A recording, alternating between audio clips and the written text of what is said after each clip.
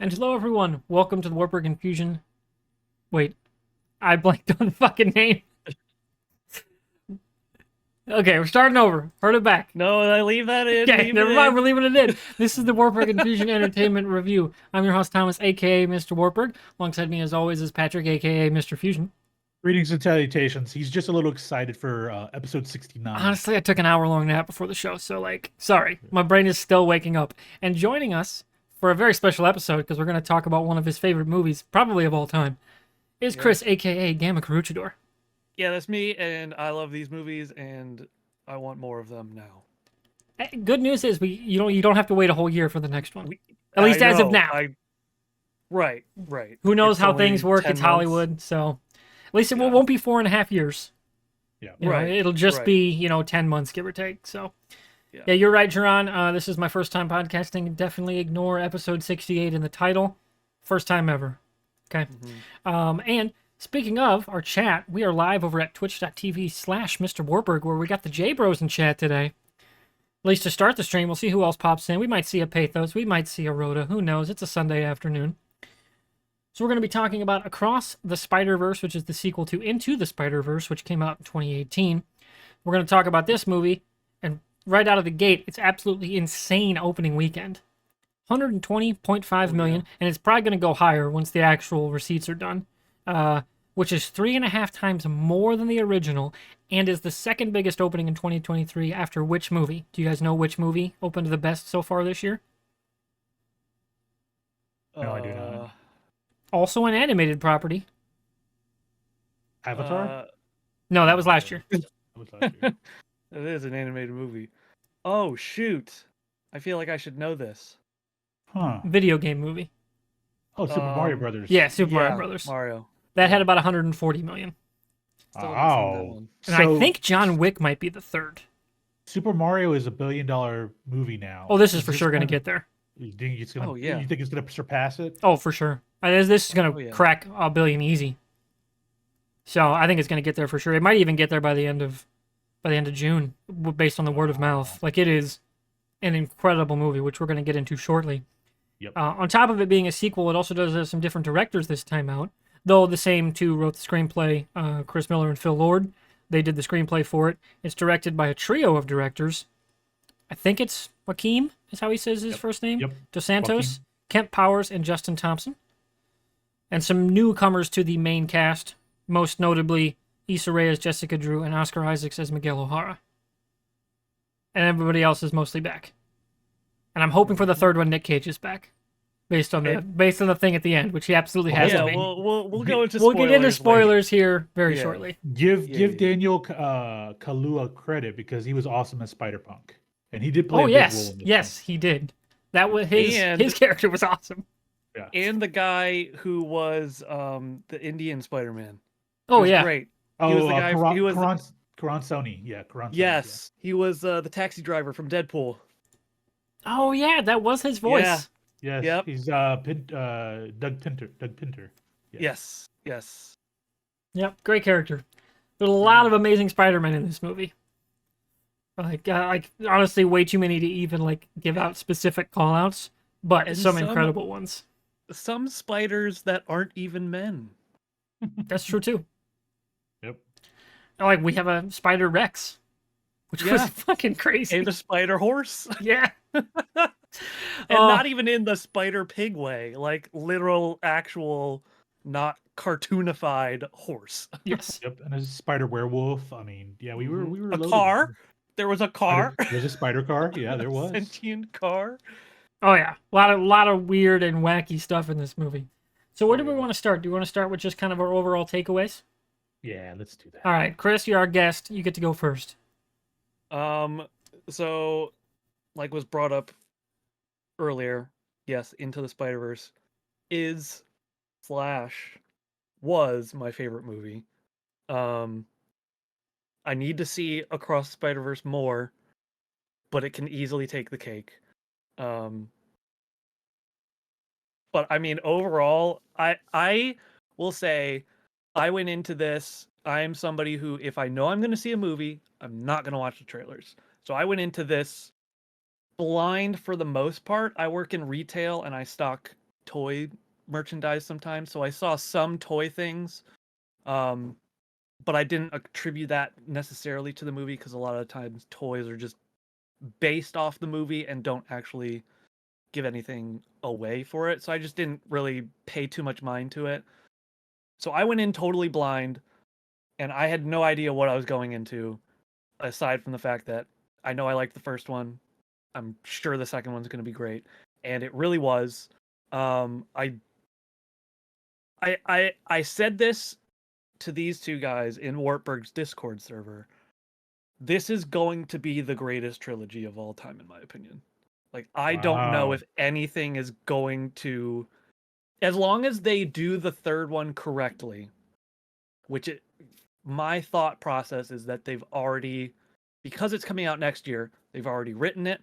They've already probably done the voice actor stuff for it. They might have to do some callbacks and that kind of thing, which is very interesting. We can go over that a little bit later.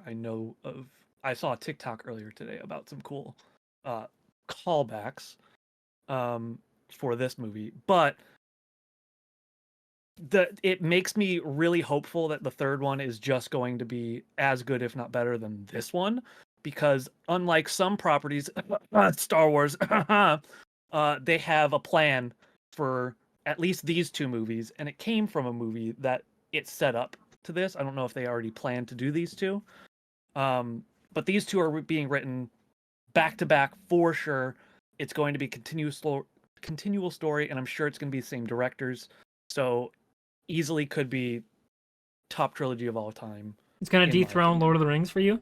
I believe so, and I think part of that is because the creators of Into the Spider-Verse, you could tell that was a passion project, and this is just a continuation of that passion project, which is exactly what the Lord of the Rings film was for Peter Jackson. This wasn't made initially just to make money based off of the guys who created it. Sure, Sony probably was like, give us money. But the creators, it's a passion project. And they have continued that passion project. And those are the movies that do the best and have the greatest longevity. You have the original Star Wars, you have Lord of the Rings, and I think this is the newest one. Like, I think this is going to be up there in, if not the best, it's going to be up there in top trilogies of all time.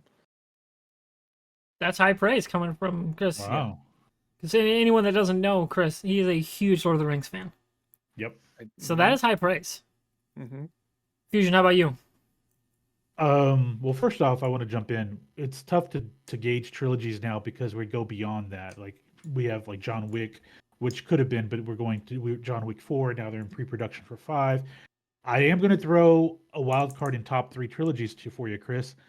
The Captain America trilogy.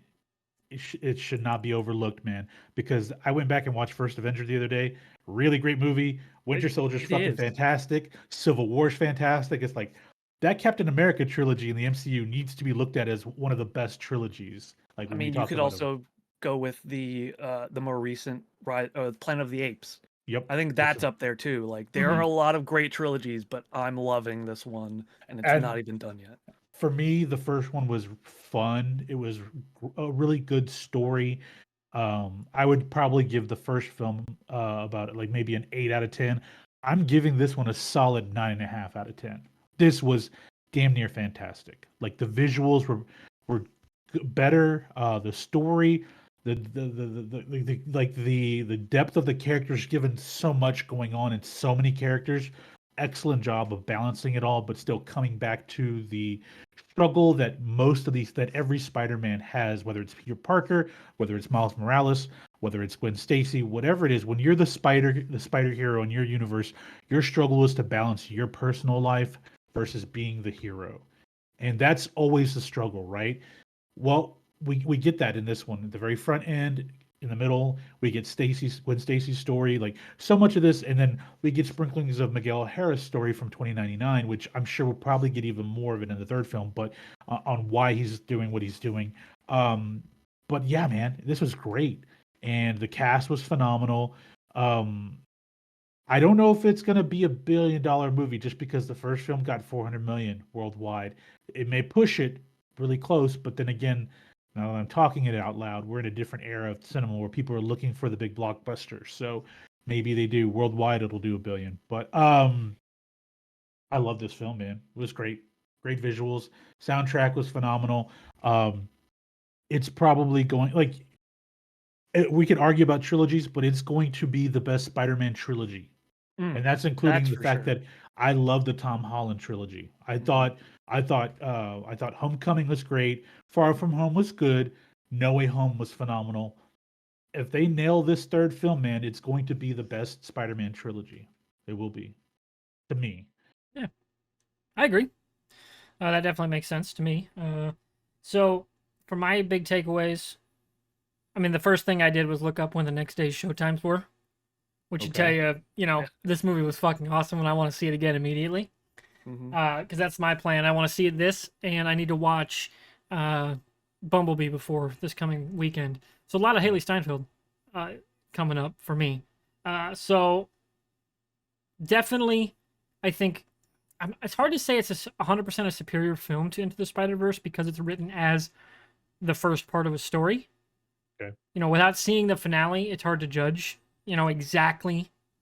I do think it's a different story because obviously we start the movie with like 20 minutes of just Spider-Gwen's world, like it's all from that part in her perspective. It takes a while to actually kind of get into the main part of the story, but obviously they know they're writing for a two-part movie. So that makes a lot of sense. And it's also been some time with these characters, so they need to kind of rework and kind of relay the groundwork for our new characters as well. In particular, the two that show up in Gwen's story with Jessica Drew and Miguel O'Hara. And you get, slowly worked into the, like the Spider-Verse. Like, do they ever give their team like a name? The Spider Society? I think that's what she says. The Spider Society. You need to slowly get that worked up, but maintain the mystery so it's really explored once Miles is worked into the story. I thought they did that really, really well. The number of just insane Spider-Verse Spider-Man deep cuts that they pulled out, I thought it was crazy in the first movie. It was even more in this one. Like the entire everyone doing the Spider-Point meme and all the various different versions of Spider-Man you've seen in some of the wild media. I was a little. I wonder if maybe it's because they don't own the rights, but like the Japanese Spider-Man hasn't shown up, right? Not yet. Yeah, like the one that was basically Spider-Man Power Rangers. Yep. Like, oh yeah, no. Like that would have been a great callback. But I do wonder like what the rights are with some of them. But who knows? I thought them working in some of the live action was a little, I don't want to say off-putting, because like once you it kind of made sense given their animation style, and they're doing various different kinds of animation. But obviously we see Donald Glover talking to a version of Miles Morales, and he's played a version of Miles Morales and also his uncle, which was and and have he was. You guys noticed that in the first movie, if you watch it, where Miles goes to Uncle Aaron's apartment the first time, if you look on the TV, you will see the episode of Community where Donald Glover is getting out of bed, and he's wearing that Spider-Man, his and pajamas. that's what's on the TV, and then it cuts. It's like now. Also, from what I understand in a recent interview, one of the directors said that Uncle Aaron, he is from 19999. That is the MCU Prowler. Like the guy that is the Donald Glover character you see in the Homecoming film. Okay. So I can see gets that. He gets pulled out of the 1999's universe and is in basically their little prison. Yeah, which they mention a couple times. They talk about Doctor Strange. Yeah, from the 1999. Which is, I thought it was great because like that's the thing where we've talked about balancing characters in different universes and showing the Maguire clips, the Andrew Garfield universe clips, all that stuff. I'm really surprised we didn't get some type of Morbius, it's Morbin time kind of joke somewhere in there. It would have been funny to kind of. I think the joke was a good guy vampire. I'd pay money to see that. That's right. That's true. Like, okay. When nobody did in real life. And I liked the in Spider-Gwen's world, I liked the Da Vinci Vulture. I thought that was a cool Yes. a cool concept of the Vulture. Yeah. And I like how they did the lamp shading of the like pocket dimension that they can store all their gadgets in. Yep. You know, like when his wings grow back. Like Mhm. when Isaac's character says like something about some dimension thing, and it pops up like the title, you know, like the callback cards that show Oh, up, yeah, callback cards. which were way more prevalent in this movie than the first one. Which obviously, given all the different Spider-Man we see, is very necessary. But I Yeah. really liked the use of those comic book trappings even more in this movie than the first one. That's In the right, first hammer movie was pocket. yeah, hammer pocket. Yeah, that's what they said. Like I didn't imagine they were going to expand this much on the first movie, and they still exceeded my expectations. You know, like this movie was incredible. So And aside from two other Spider characters, like Nicolas Cage's wasn't in this. mhm. Like he didn't play a big part in this. Neither did Penny Parker or Spider Pig. Like they Well, brought Spider in Pig new was Spider-Man. has we'll say his voice actor had some issues during production. Well, That's to be true. fair, no, Spider Pig is in The Simpsons. That's the spectacular Spider Oh, Ham, Peter Porker. Right, Yeah, right. Big you know what difference. I mean, though. That is No, true. I know, That is I We true. know what you mean. But all kidding aside, yeah, he had a little bit of an issue being able to do his role. Yes. So, yeah. Yes. So do we want to go with biggest surprises, or what do you guys want to go? What do you guys want to go next? Chris, you're our guest. You can steer this one. Yeah. I mean, yeah, let's just go biggest surprises. Okay. Would you want to lead us off, or you need to think about No. any? I need to Okay. think about it. Fusion, I'll kick it over to you. I'm sorry, I was pulling something up. Biggest surprises? What are we on, guys? Biggest Help me out here. surprises of Biggest the movie. Like, surprises, what was like, yes. what like stood out to you was like, holy crap! I didn't realize they were going to do something like All right, that. spoilers. The fact that, and it, of course, it's leading into the big reveal at the end, but that the spider that bit Miles is from a completely different dimension. We actually knew that though. We did. I It Told- The phased spider in, glitches in the first movie, in the first yeah, movie. yes, I know that, but we never outright say that though. but the only people yeah. that glitch are from different universes. I'll be honest with you, I didn't even it totally Yeah, they passed don't. over me. I wish they'd have done a previously on, and like the glitch had been in that in the beginning, yeah. Right. but they Because didn't. okay, so the glitch happens at the very beginning of the film when we see the spider, but it doesn't occur to me until because we don't see the rest of the spider characters until like 30 minutes later. By that point, it had just not registered with me. So it just totally didn't click in my mind that that's what happened. But I thought it was a cool concept. Oh, for It's sure. it's not like in the comics, like because Miles Morales is from the Ultimate Universe, the Ultimate Timeline, and he just gets bitten by a radioactive spider, much like Peter Parker. They both coexist in the universe, and Peter Parker eventually dies in that universe, which is very kind of in line with this film. But the fact that he's bitten by a radioactive spider from a different dimension, that is a cool spin. It was just and how it affects him. And I'm just going to tell you guys, I already know it's going to affect this idea of the universes collapsing on themselves, like because he is an anomaly. Yeah. He's a transdimensional anomaly. So whatever Miguel O'Hara is thinking is going to happen probably won't happen because of the fact that his powers and everything comes from a different universe to where everything is lined up based off of everybody existing in their own universes. Right. He's an anomaly, but at the same time, in Miles's universe, Kingpin was going to use that collider anyway, which Yeah. would have brought the spider there, which technically if you think about it, his anomaly is not an anomaly. It's a very Einstein way Yeah, of thinking about it. It's like it can be brain busting because it's just like, but Kingpin would have used that, which would have brought the spider over anyway, which would have bitten Miles anyway. So technically, he would be Spider-Man in his universe, even though it came from a different. So we're basically taking the Stephen Hawking's other worlds theory of time travel, interdimensional travel, but we're expanding on that with the idea of the ripple effect. That every universe's momentum carries its own direct. It will course correct the way it's always been, regardless if you try Right. to change something. Okay. No, so Right, because the grandfather paradox in time travel doesn't exist based off of what Stephen Hawking believes is that the universe has its own perpetual motion, and that whatever you go back and try to do, it'll course correct history to make sure it's back. Like if you were to travel in the past and then go back to your present, no matter what happened. So, okay, that's kind of the same I mean, idea with transdimensional traveling. Yeah, like if you think about it, in the what was the name of the Indian Spider-Man's Manhattan? Uh, it's something with Mumbai. Yeah, yeah, it was like Mumbai 10 or something. I think so. Um, but immediately once the anomaly happened, you could see the universe tearing apart. Okay. The moment Miles Morales got bit, his universe should have started tearing apart. Yeah, But it's been a year and 2 months. yeah, I agree. It has not been tearing apart Which is whatsoever. yeah, and I think that's going to lead into Miguel's full villain turn in the next movie, at least as an antagonistic, maybe not outright villain, but he will be an antagonist even more than he was in this one, in part 3 or part 2, I guess, of the second movie, the third movie. Let's just say the third movie. That one's going to be beyond the Spider-Verse, I think. Yeah. Yes. Beyond the Spider-Verse. Yeah, Beyond the Spider-Verse. Mumbai is what like Manhattan. Yeah. Yeah. Mumbai and Manhattan. Mumbai. But So okay, so are we not worried about the dot anymore? in the spot. No, I still think we are. Spot. I'm sorry, the spot. The spot. Oh yeah, of course he's going to be the main.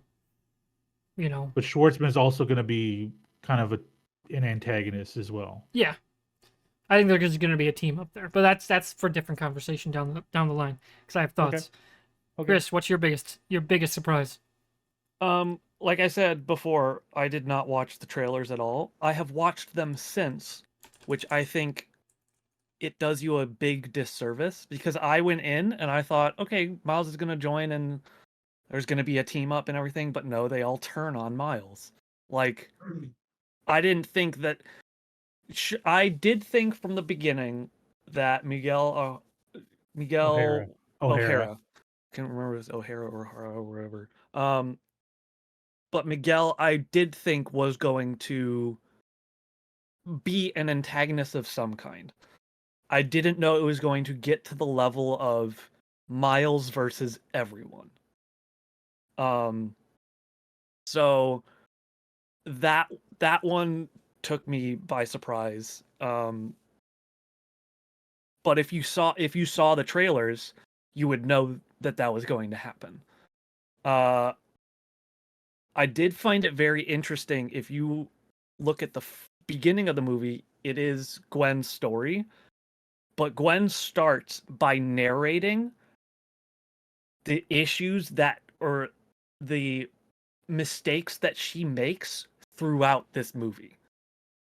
She starts by narrating, but that narration, if you think about it and you go back and watch it, it is her narrating from the time in which she is banding all of the Spider-Men together to go save Miles. That is the narration that is happening because you see flashbacks, things that are flashbacks that you haven't seen yet because they happen during this movie. So I think that now that I've gone back and processed that, it was a very Shaun of the Dead kind of moment where they kind of show or explain what's going to happen in this movie without you realizing they're explaining exactly what's going to happen in this movie. I want to go back and I want to really pay attention to the beginning now, just because there was one specific part where it's like Gwen and Miles looking at each other and Miles breaks off. I remember seeing that at the beginning and then during the movie. So I can tell that it's meant to be a foreshadowing, but it's actually her thinking or narrating from the end of the movie. And then, gosh, when he got sent back from the Spider Society, and they did the whole build-up of him talking to his mom and everybody getting around his apartment, and then you realize, oh, he's got DNA from the 42 universe. Yeah. He's not in his universe. Which, if you do think about it, going back to the first movie, it does seem a little bit weird that you get a lot of 42s in there. But maybe it's just because the Collider and everything is bringing 42 into the universe of Miles. So I thought 42 was his universe until they explained in this movie that it wasn't. So that was also very surprising to me. But then also just the art styles. Every single Spider-Man's, like Spider-Gwen having a very painterly, colors consistently change. Yeah, it's kind of like a shimmering oil painting. Yes, and I thought that was so cool. But then you go from that to, I mean, Spider-Punk looks like he's drawn in a it's very much like the Tom Holland end sequences where it's very much drawn in a comic book and yeah, it's like hand sketch every single time. Like exactly. Yeah. Which, like, I love the different art styles that go with each, which you saw a little bit of that in the first one with Penny looking a little bit more anime. Peter Porker being very Looney Tunes, and then Spider-Noir being black and white and having a little bit more sepia tone to him. But Gwen and Peter and Miles were all very much the same. Now that we saw them in their universes and we saw them come from different universes specifically, it was very cool to see all these different art styles applied to Spider-Man himself. Like, yeah. Okay, so for mine, so go ahead, Warburg. Mine, the biggest one, I had seen 2 reviewers be like, everybody needs more. Hobie is how they say his name. Like, the world needs more of his character. I was like, okay, who's this character? Yeah. I didn't realize they were doing Spider-Punk, because that was a fairly recent Spider-Man in the comics. Yep. And then as soon as the character shows up, because they've talked about him, a few different Spider-Men talk about him, and then you see him, and he's barely in the movie. Like, he's in there for a few scenes, but he has, like, a really great relationship with Miles, because he's the, dude, I'm just here to, like, save the world, and I kind of hate being here kind of vibe. Yeah. And then he, like, teaches Miles how to use his power even more. I love that scene, and then he just pieces up until the very end of the movie. I fucking loved that character. Oh yeah, surprised the hell out of me, because I had no idea where they were going with that character, and I loved having an individual like that, who's all about individualism, basically, try to work in this team construct and universe, and then they do play that kind of straight. Where, like, yeah, he would fuck off, because that's what a character like that should do, you know. And I really dug how they used that character. So that'd be my biggest surprise, that and the canon event stuff. Like, how meta they got about the canon while taking it also super seriously. Like, there weren't any winks at the audience about it. They were very much like, you know, you get, like, every Spider-Man has these X things, and if it doesn't happen, like, the world ends. You know, like, right. I thought that was really a interesting way to set up the conflict with Miles versus everybody else in the Spider-Verse. Because his canon's already broken, like you said, you know, and, like, because, like, he already had that death moment. Like, they keep talking about these moments. I'm like, he already had it with his uncle. They even showed it in this movie, and nobody talks about it. Like, nobody points out that, yeah, except for Gwen kind of gets there, which is, like, that he makes impossible things happen because he just exists, you know? Like, I really like how they were setting that up for part 2. Yeah, speaking of in chat, Jerron, his comments, Hobie's comments to Peter's kid, like, she's taking a crap on the establishment, respect it, all that stuff. Yes. Great stuff. Oh, I'll have to circle back to this, but don't let me forget about my thoughts on the Peter's kid in the next movie, because I have thoughts. Okay, that's fair. That's fair. Quick question to you guys, because I overlooked it watching the film and, like, thinking about Jessica Drew. Obviously, she's a different character, like just a different Jessica Drew from a different universe. She tells you who impregnated her, right? She doesn't say who. Miles? No. I could have sworn she said nope. I think Miles. That's a way to get around. Like, who is the father in the comics? Because she's not black in the comics either, so that's going to be different. She's not. She's white in the comics. At least in the mainline comics. Yeah, in the main MCU comic books. I'm trying. I keep thinking Luke Cage, but that's not her. That's Jessica I could Jones. 100% see this Jessica Drew though with Luke Cage, That would be cool. Yeah. but they're just not I going to do- get the rights to it. So, well, they're not afraid to dip into the MCU line because they but mentioned the they can get MCU. into they can mention Spider-Man because of the licensing agreement with Right. the MCU. They can't talk about the others. The only ones they can are Sony products. Wait, They did talk mentioned about Doctor Doctor Strange. Strange. He But I was guess in that's No Way probably Home. because he was in No Way Oh, Home. because he was Right. in. No They Way can Home. reference the That's- events of those movies because Sony owns those movies. Okay. Yeah. Right. So technically, they could mention Steve Rogers, Captain America now because he was in those. He's movies. not. He's in the He videos. was in Homecoming. He was He in was in Homecoming. He was in those videos. They could. Yeah. Okay. But that's one of those things where I'm sure Marvel has to give the sign off to. Obviously, we don't know how that obviously- contract works. Obviously, they won't do it for Tony Stark. That's not No. going to happen. No. But I Right. have a feeling Tom Holland's going to make a cameo in the third film. I would. Yeah. I have I a would feeling. think so. I have a I feeling. hope they bring because all. I honestly hope they bring all mean- 3 live actions in. That would be. I mean, they fucking- brought in PlayStation 4 Spider-Man. Yeah, they that was had cool. and He was in there. they had archival footage from Toby's and Andrew Garfield's. Andrew Yep. Garfield. Mhm. Obviously, also we see Um, Donald Glover in live action too. So, and and if did you're we- referencing that it's the same one, Right. you know, And we have the '90s cartoon character Spider-Man. you got Not Josh the- Keaton as Spectacular Spider-Man. Yep. Not the Neil Patrick Harris one, but yeah. Yeah. Um, So I'm curious what might they bring in, but that's for a different conversation. So before we get Oh, there, were okay. you going to bring up something, Fusion? No, I was just going to ask you a question, postulate sure. here. Like if we obviously, they've started pre-production of Spider-Man 4, MCU Spider-Man 4, right? They've started that. Makes sense to have a cameo to bridge it all together. How would you go about doing this? Would you do live action? Because we've dipped into the Venom universe in terms of live action, right? With this film, do you bring them in as live action, or do you bring them in as animated characters? I think you bring him in as live action because you've already done it, and clearly they made it look fairly seamless. Okay. What you mean? Characters from The Like if we were to MCU have coming in. Andrew Garfield, Tobey Maguire, and Tom Holland show up in Oh, this in this. Yes. film, obviously we're not going to do, like, I'm not talking about doing snippets from the other films. I'm talking about having them in this film. Do you make them animated for it to work? Or I do they- think you I have them think as, you like- do, and you have them notice it's different.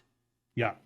Like you have If all you three. make them animated, It's you still post make them No Way look Home. very realistic. Yeah, they're a different style. They're closer to live action, just because Mhm. for animation's sake, for the actual fight sequences, live action's probably not going to work as well because you have to work around what a physical person can do.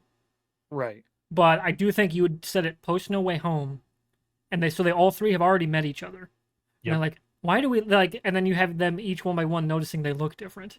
And it could be something that the spot causes that to happen. Exactly. He's done something to them in the train moving into universes. Yeah. And I will say that after the first movie, I was like, why don't we just have a Space Jam style Spider-Man movie at some point?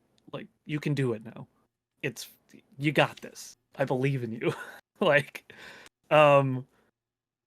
But yeah, I think that would be really interesting if they brought in those, because I mean they mentioned Tom Holland, and then they showed visuals of the other two. Yeah. Yep. Like, it's definitely doable. Well, it's part of that whole thing with, like, I think we were talking about before we recorded, that having the multiverse has opened up your access to everything, in terms of like all of your old properties. Just like when we get to that Battle World Avengers film in a couple years, they're going to be able to access a lot of the Marvel, Sony stuff, Fox stuff from the early 2000s, because the idea of multiple universes, infinite universes, and I really hope they do this with Deadpool. Like, they make a lot of jokes about it because it's his foray into the MCU where he will be locked in. But it does create a couple of questions though, because with Peter Parker or the Spider-Man, they have to have the bracelet to keep them within each different universe. How is Deadpool going to be able to exist in the in the 1999 if he's coming from a different world? Well, I don't think they're going to need to worry about that. That's just a construct for this movie. Right. Okay, just for this movie. So okay. But Also, we have convergences with worlds from Doctor Strange, And they've already Or done these it, are- yeah. And they didn't need it. It's just Okay. that's a trapping of each specific movie. Yeah. And this is And it's just a different Because medium. America Chavez now exists in the MCU timeline, Yeah. with no problem. So, but Also, she's an anomaly. I'm sorry, Chris. She's an anomaly. no, you're good. You're good. There's only one America Chavez in the entire existence of all space and time. There's just one. So that was the Right. whole thing with her. So with Deadpool, technically, if you look into the Marvel Encyclopedia, fourth wall breaking is listed as a superpower for Deadpool. So I Okay. feel like that's his bracelet. Okay, that's His fair. his superpower is the ability to break the fourth wall, which is essentially breaking into other dimensions and making references to them, even if they don't make sense in your dimension. Okay. So I feel like you could technically play off of that if you Okay. wanted to. That's a good call. I like that. Okay, so I do have one thing before we get into our general more specific thoughts on where we're gonna go for the third movie. Is there anything that didn't work for you guys in this movie? Because obviously we all loved it, but are you calling it a straight 10 out of 10? Are you calling it like a 9? Like what were some points of things that maybe didn't vibe as well for you? Me specifically, I'll start this time. Okay. For me, it's if you not even just pay attention, they clearly pointed to this. The fact that the audience knows so much earlier than any other character that Miles is in the wrong universe. Because they point to the camera right at Universe 42 for the go home machine. That would have been that I think that should have been a Miles has that realization, and that's when the audience figures it out. Not Okay. beforehand. That was my biggest oh, well yeah. I was waiting for the freak out moment of everyone realizing that because we already knew it. That's really my only big point. What about you guys? I feel like I have to see it again in order to kind of nitpick it.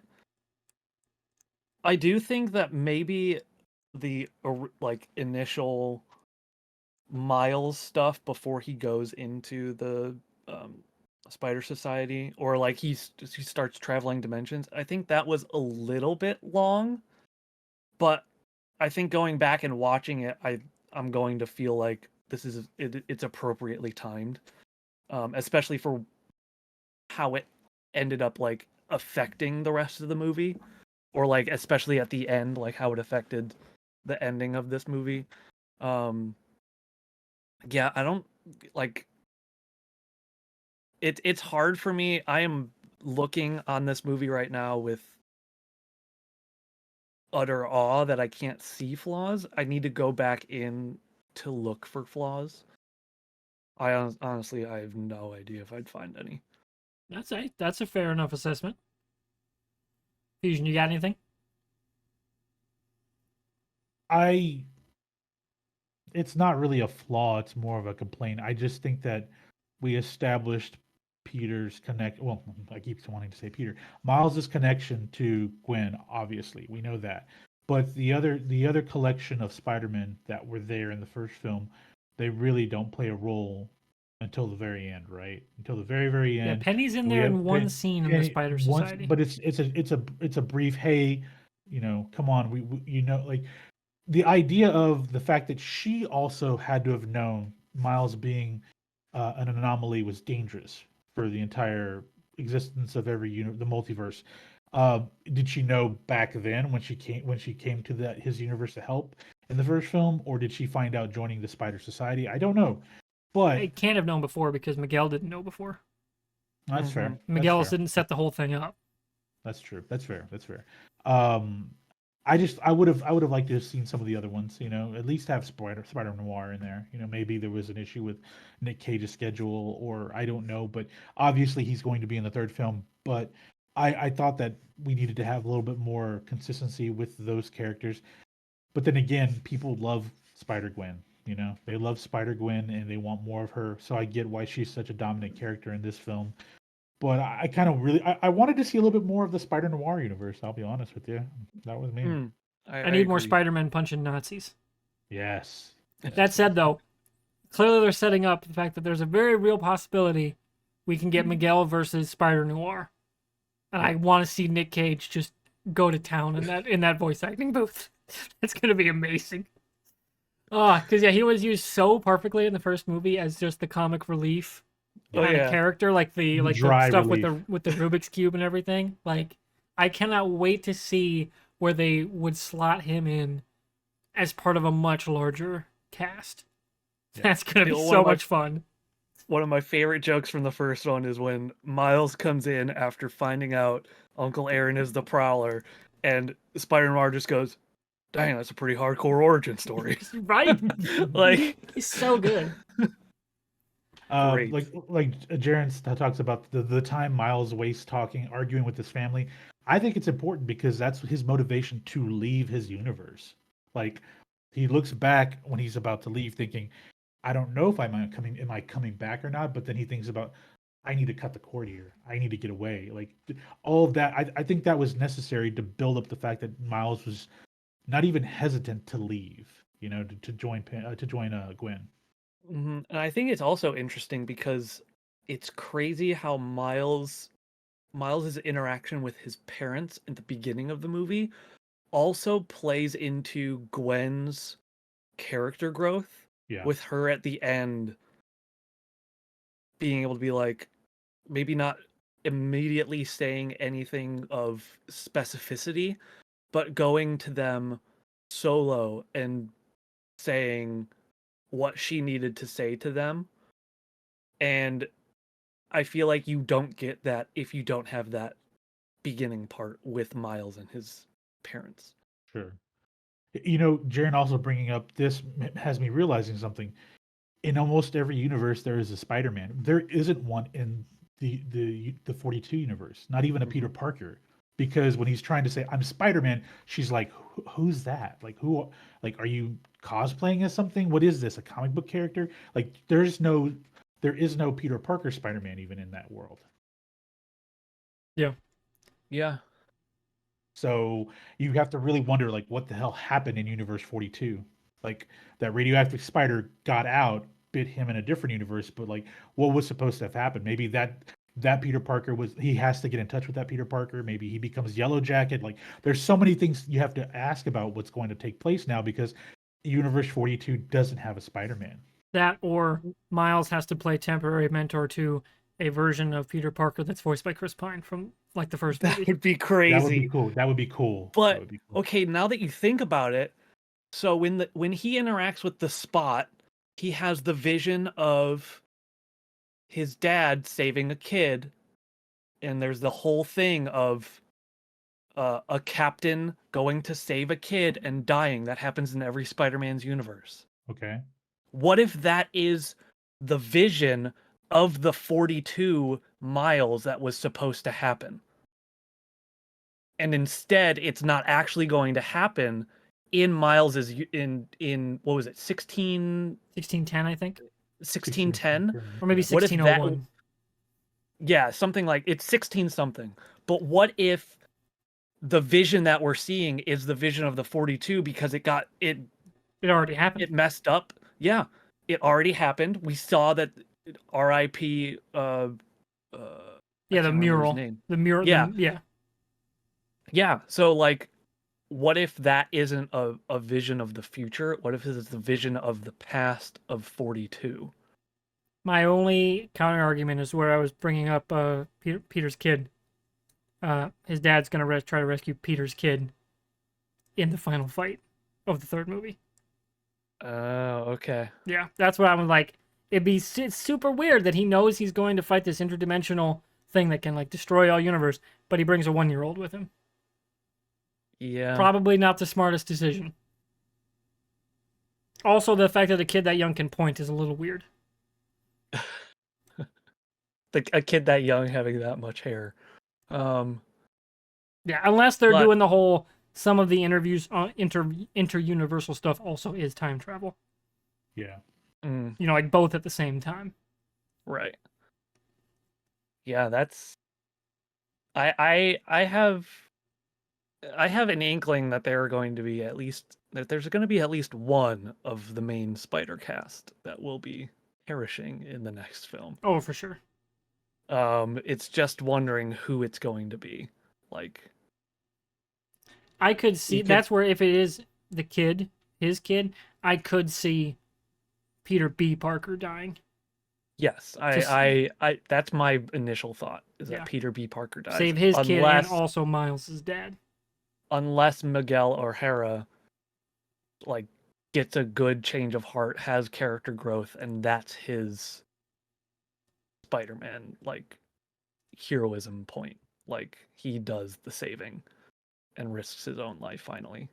Yeah, because there would have to be like a serious come to Jesus moment where Miguel has to realize that the universe or the entire existence of all universe, the multiverse, isn't in danger anymore. Right. And I don't. Right. Where is he gonna get that? I think he's gonna get that from Peter B. Parker kicking his ass, because like clearly he doesn't respect this Peter Parker, and like most people don't. But it's like, yeah, this Peter Parker's been Spider-Man longer than pretty much every other Spider-Man we've met. So it's like, and then he like have him actually have that moment of like being just like his peak self and just kicking the shit out of this guy.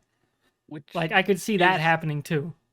There's a very interesting part when Miguel is talking about canon events and when he went to try and essentially do the Kingpin thing where I guess it's not Kingpin, it would be more of a Scarlet Witch thing where he goes and takes over for an already dead him. Yeah. Where he talks about the collapse of that universe. And then he looks at Peter and he says, "Right, Peter?" As if... And Peter was there. We see that in the frame. Yeah, he was there, but like, was that literally part of Peter B. Parker's universe? No, because MJ's still alive as well. Yeah, right. I'm not sure how they're going to explain that Peter was there. How does that connect? Yeah, because it was that Peter. He clearly talks to Peter B. Parker, and he says, "Right." Like, how does that connect? We don't know that yet. There's two things that may be happening. A big reveal. One, we find out that Peter B. Parker is with an MJ he's in a different universe with a daughter. Like he went to a different universe.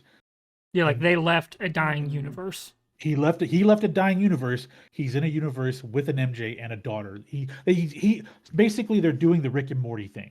You know, that's basically what this is, right? If you watch Rick and Morty, the whole jumping universe is taking the place of some of yourself in a different universe. It's either that or Peter B. Parker tried to do it and destroy the universe himself too.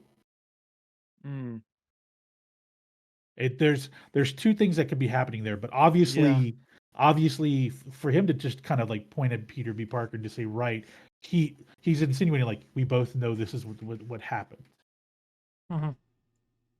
Okay. Also, do we know from you guys are the comic guys? You know it way better. Miguel, he had to. He is like shoot himself up similar to Morbius. In terms of like he is a vampire. He's a vampire. They didn't do it. That's another one of my points. Of like they could have explored that a lot more. They should have, because you need to understand. Because he tries to like kill a dude in the very beginning. He tries to kill that vulture by like going full vampire on him, and then they never talk about it again. Right. I was wondering what that all was, but yeah, it's his character isn't a traditional like Spider-Man type character. A lot darker. Yeah, he's the anti-hero Spider-Man. Yeah, the 2099 universe was just a clusterfuck of comic book writing in the mid 90s. It was a disaster. Like, because they even tried to make a game about it, didn't they? They tried to make a game about it. The X-Men 2099, the Hulk, like it was just a horrible time. Yeah, this was before the Ultimate Timeline came in and kicked some ass. Like the Ultimate Timeline. Yeah, this was very early 2000s. No, this is mid 90s. I thought it was before Ultimates, but maybe I'm just remembering some of the later runs then. 92, man, 1992. I thought it was. Yeah, the Ultimate Timeline came out late 90s, like 97, I think, 96 or 97. I'll trust you. I'm more of a DC guy, but yeah. So, but like the 2099 characters were a lot darker, like Hulk and Ravager and the X-Men, a lot darker stories with these characters, but people liked the design of the 2099. So I can see why you bring him into this film. because he's a skin that people request a lot in these games. You know, they always want the 2099 skin. Now that I'm thinking through the comics, I can see how he can just straight out become the villain and stay the villain through the whole way. Honestly, Okay. yeah. But then again, at the end of it all, he is a Spider-Man, so he's all these Spider-Men want to do the right thing, right? At the end of the day, so Right.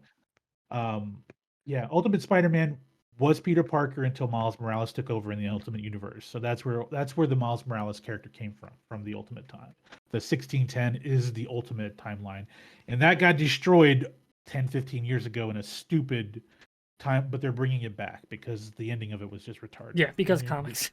yeah, Yeah. including like the Blob eating the Wasp, like just flat out just chewing her to pieces. Like, yeah, it Jeez. was the dumbest thing I've ever seen read. So, ending to a timeline, but 2099 is a very interesting character because he's not a traditional Spider-Man in that he was bitten by a spider given power, you know, and had to juggle things. He was a little older of a character from a dystopian future where the heroic age had ended.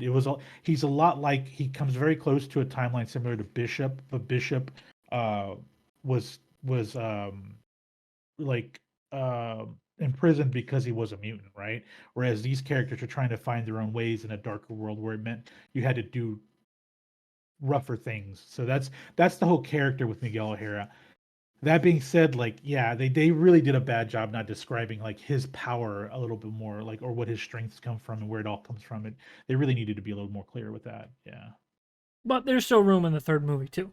So Yep, it's Mhm. possible. Yeah. Like, yeah, it's possible we find out they may give us a little bit of a swerve on it too. And like I said, he may become a hero again at the end, and they have to fight off Schwartzman's character. You know. hmm so what else did we want to talk about? We done some prognosticating for part 3.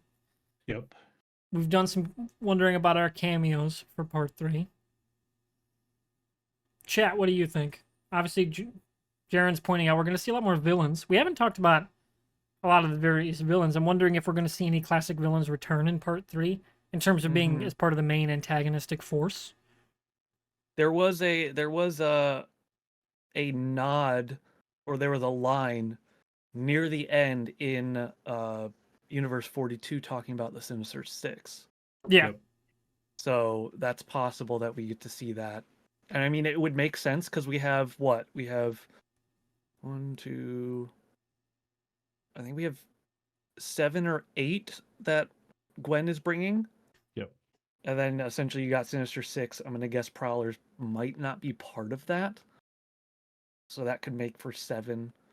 So I don't know. Like you could literally have the Sinister Six in the movie. Really depends on how long we're gonna be in that universe. Yeah. But I imagine Act 1 is going to be saving Miles, mm-hmm. and then facing Spot, and then epilogue. I'm curious Yeah. if why we haven't really gotten much of anything with Oscorp at all in any of them. No. we didn't have Oscorp in the first one because it was the large Green Goblin. That's like the actual big Green Goblin in the first one, and he dies. Yeah. He dies in the first movie. Yep. So I don't know if we're gonna get Oscorp in Miles's universe, Or might see a different version of Goblin. or yeah, a different version maybe. Because Yeah. Prowler is tech based, it makes sense to have the Green Goblin a tech based character, Vulture, Doc Ock. Like you can have tech Unless based, that's the swerve is there is no like the Green Goblin is a good guy in that universe. which would be kind of cool. Yeah. Yeah. There could be a switch up where because there's no Spider-Man, some of these villains have actually turned good. Kind of like various versions of Captain Cold are good guys. Yep. Right. Yeah. Yeah, you're right, Pathos and Chat. Clearly we need Paul Giamatti's Rhino back. Exactly. It needs to Yeah. happen. That has They to had happen. I like how they walked past all the villains and there's one that's literally just a rhino. Yeah. Yeah, just Just around the animal. Oh man. I think yeah, it'll be a very interesting approach to addressing the characters. Plus, here's the other thing is that early next year or later this year, early next year, we have Craven the Hunter, the actual live Mhm. action film. Madam Web got delayed until next year, which is a Spider-Verse character. Madam Web. I'm really curious what they're gonna do about Kraven because it's like, who's he hunting? Like, it's not an MCU. No, it's not. It's a Spider-Verse character. It's a Sony Well, Spider-Verse. No, but I mean, like, there gotta be, if they're doing all these characters, they gotta have a Spider-Man. They do have to have a Spider-Man if you think about it. Like, do they have the balls to be like, hey, Garfield, you want to play old man Peter Parker? Like veteran Peter Parker? Are they gonna do that? If you think, go back to No Way Home, why is Venom in the MCU version? The only people brought to the MCU timeline, you would have to know Peter Parker is Spider-Man. Yeah. Therefore, Venom in that universe must know that Peter Parker is Spider-Man somehow. But we've had 2 films and haven't We've addressed had 2 films. and Exactly. I don't know no why. No Spider-Man has shown up or Exactly. been mentioned. But they could use that as a I'm going to point of saying there is this Peter Parker in this universe. I'm going to call an Easter egg here. What's his name? Toombs. Adrian Toombs. Oh, Adrian Toombs. The 3rd film is how we're going to get Michael Keaton's Adrian Toombs back into the MCU, because right now he's in the Sony universe with Morbius, right? And still technically alive in the MCU. We just haven't seen him. Right. He's in prison. Right. He's in prison with Scorpion. But from what I understand, that Adrian Toombs is the same one that was in Morbius. He jumped universes. I don't think so. Oh. Yeah, so there was a scene that was cut from the film. Yeah, they were cut it because that can't be canon. Okay. If it's cut, it's not canon. Yeah. Okay. So basically we're just seeing an alt Adrian Toombs in the Morbius film. Which makes way more sense than, this guy somehow teleported out of prison, like an episode of Fringe. Yeah. Like, so there was a whole mid movie scene that I knew about that described what happened, and that just stuck in my mind when I saw that piece of shit film. Yeah, terrible movie.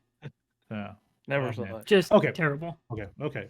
Well, man, like there's so many ways we can knock this, like they can finish this thing out, but we also have to realize that Sony is all about the cash, and this is a 2-part story. This is an animated film where the actors and their aging has no relevance to them. We might get a few more films after this, Oh, I agree. I think they'd be crazy not to.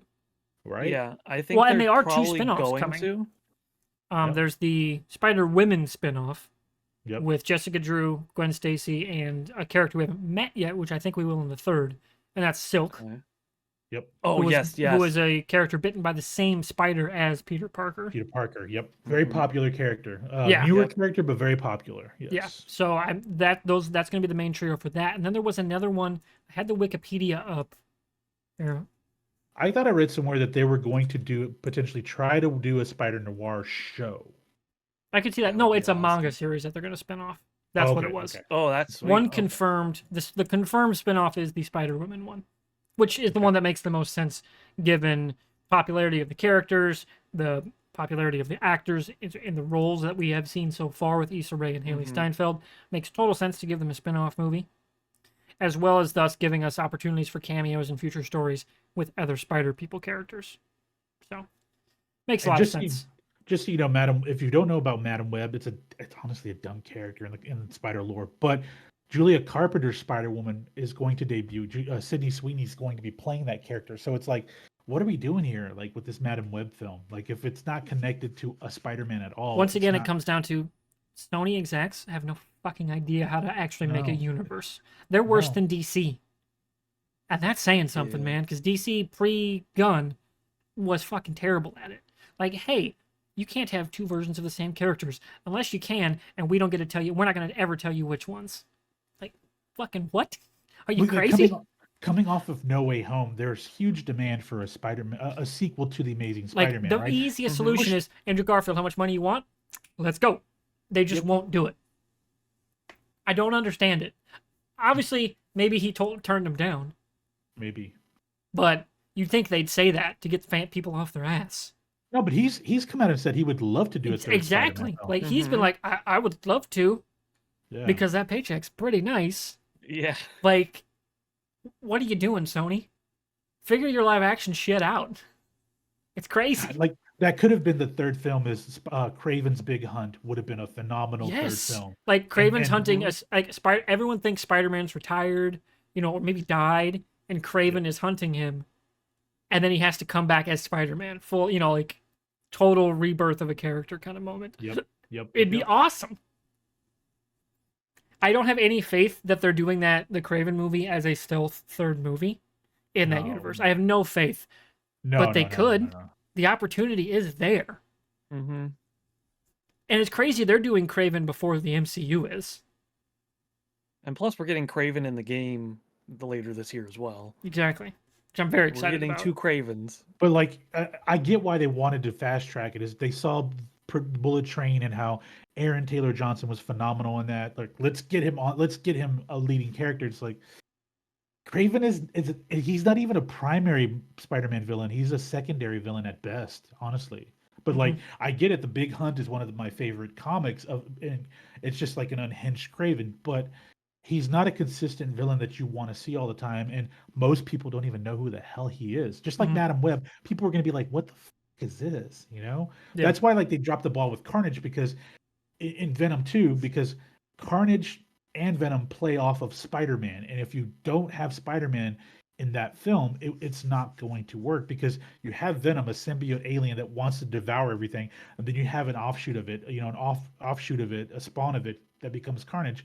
It doesn't work without a Peter Parker trying to fight that all, to balance out he's the good to all of that, right? Where even though Tom Hardy's Venom is an anti-hero, to a degree in those films, he's not an outright hero. So it doesn't make sense, and I didn't think it was going to work, and of course that second Venom movie was awful. Like, yeah, Sony's just, man, they're just, it's always between Sony and Warner Brothers how they're going to screw up their comic properties. It's always a matter of time. Yeah, because it's like clearly Spider-Verse shows audience doesn't care about 2 versions of the character. Nope. Mm-hmm. We understand that multiverses exist, that different things, that different rights holders have different things. We get it. It's not hard to explain. Just go with it. Lean into that shit, because it's clearly been very successful for damn near a century in comic books. Yep. Move on. Get with the times. It's okay to have multiple versions of the same characters. Like, what do you know? There were 2 Supermen not that long ago, and one of them was on one of the best Superman properties of all time, and that's Superman and Lois. Not Superman and Lois. It is Superman and Lois, the new one. Yeah, it's awesome. Yes. That version of Superman's incredible. And also, that was on at the same time as technically Cavill was Superman. Mm-hmm. Which is crazy to me. And they kind of pick and choose who gets to have which. You can't, like, Arrow could never have Batman. Can't at all. Can't even talk about Batman. Like, why? This is stupid. Same thing with Sony's live action. It's just stupid. No sense. No actual comic people are involved in their live action properties. And it shows. Mm-hmm. It's just stupid. Because clearly, like, Fox figured that out 20 years ago. Hey, Kevin Feige, you like comics? Cool, you want to run the X-Men movies? Go. Because he was a producer on all of those. So, yeah. Just figure it out. All right, anything else we want to talk about? No. All right, it's been about an hour. I think we're good on Spider-Verse. Do we want to play any games after this? It's up to you guys. I'm game. I can go a few rounds. Yeah. But you, Chris? I don't know. I've been super into playing. Street Fighter 6 just came out. I've been playing that. I understand. I don't know. I do need to get dinner, so not immediately. So if I join, it'll be a little bit later. Okay. Well, we're gonna take a short break on the stream side, and I see somebody called me. I gotta call back quick. It'll be a short conversation, and then we're gonna play some Fortnite on stream because, again, podcast people, we're live over at twitch.tv/MrWartburg for all our podcast recording. Episode 69 will be later this week. We're gonna talk Transformers: Rise of the Beasts. I'm hoping Chloe will be able to join us for episode 69. I think that'd be a very fun time. Though she is hosting Kind of Funny Games Daily on Friday, so I have no idea what her availability is. We'll see if she answers the DM. But yes, it will be a very nice episode. Thanks, Jerron. So thanks everyone for hanging. Of course, if you're watching the video, our Twitter handles are on the screen. Give everybody a follow there. And hopefully, we'll see you later this week. Bye. Bye. Yep.